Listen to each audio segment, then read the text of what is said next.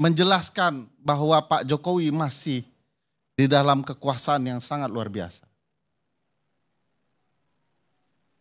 Saya melihat Pak Jokowi dihormati oleh Pak Prabowo bukan main.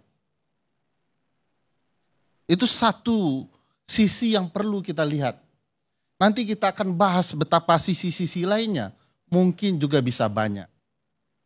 Apa pentingnya bagi calon-calon kepala daerah ini untuk berhadapan atau bertemu dengan Pak Jokowi?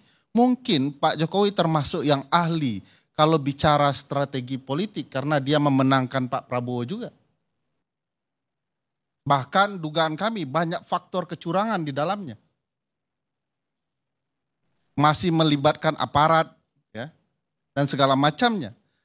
Pertanyaan besarnya kalau kita loncat dengan dikaitkan dengan kasus judi online yang menggunakan dana 280 triliun.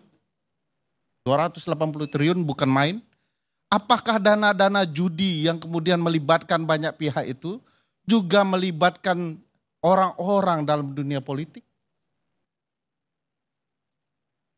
Bukankah Pak Budi Ari sendiri dalam pertemuan tanggal 24 Juli 2024 dalam pembentukan Satgas Anti Judi Online mengatakan ada 1.000 anggota DPR dan DPRD kita terlibat judi online. Ada ratusan aparat penegak hukum yang terlibat. Bahkan dia mention ada 15 anggota di dalam kementeriannya juga terlibat.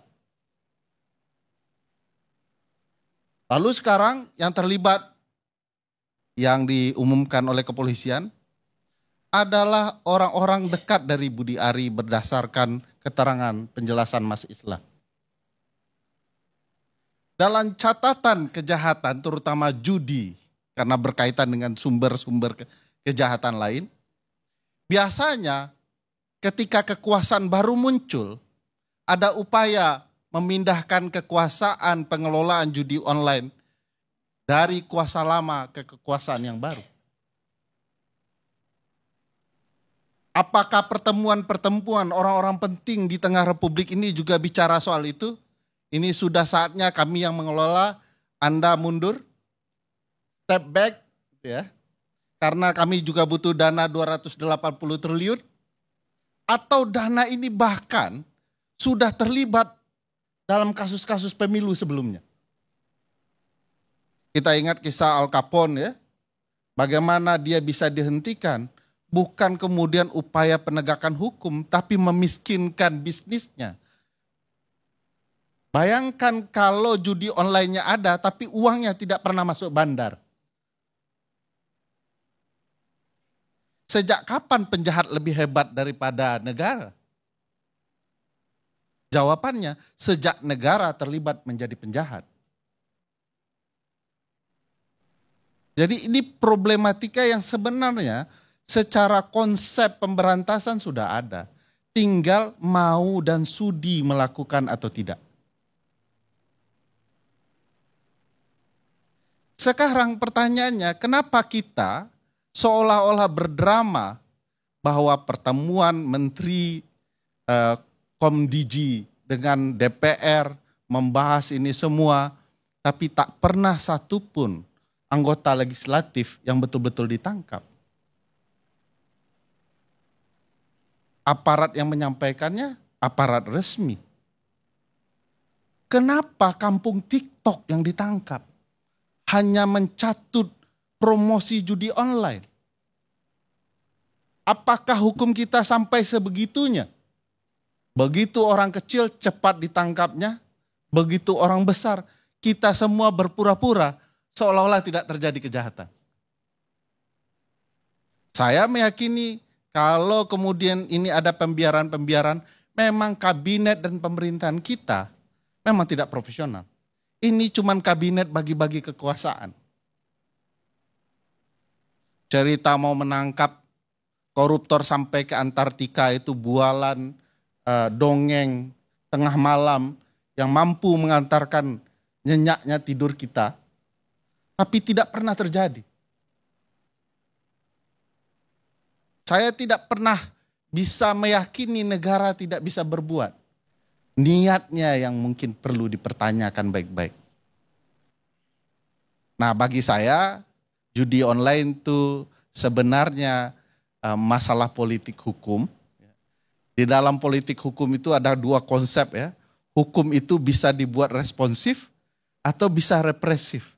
Represif pun kemana dia?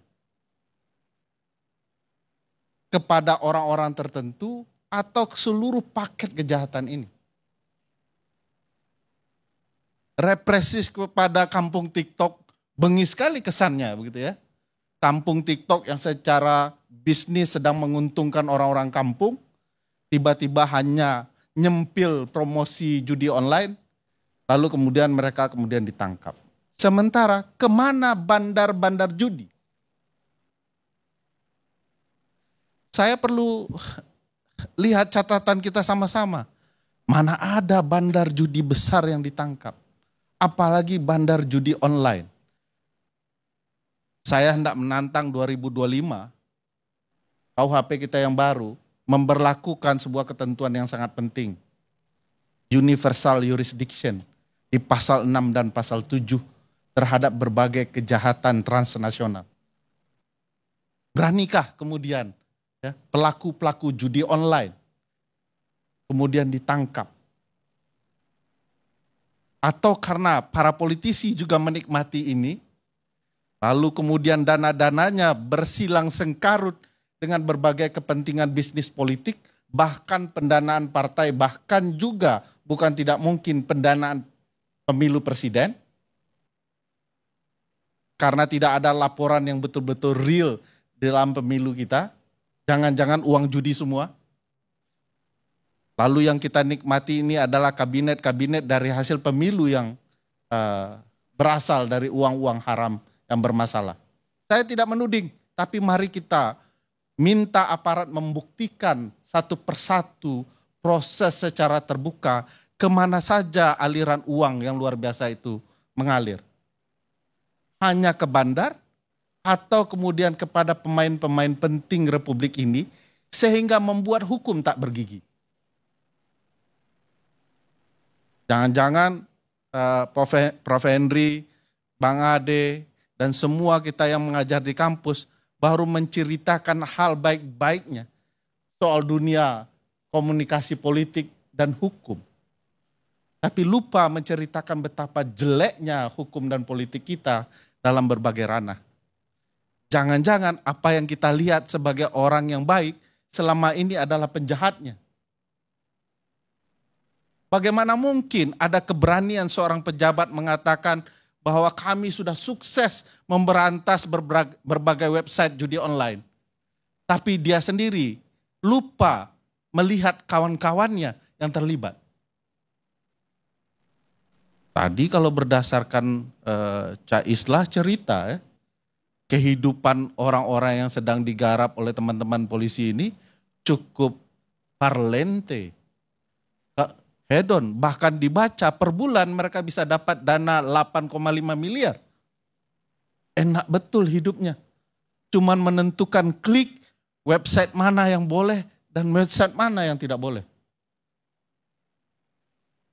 Pertanyaan besarnya, mana ada kejahatan sebesar ini hanya dinikmati orang-orang seperti apa yang ditangkap oleh teman-teman kepolisian. Enggak pernah kejahatan luar biasa hanya dinikmati oleh orang layers kedua. Harus dibaca siapa layers pertamanya. Apakah layers pertamanya orang-orang tertentu atau juga orang-orang yang sedang makan malam di suatu tempat di Republik ini. Saya pikir itu dulu sebelum nanti saya ditangkap dan acara ini ditutup kembali.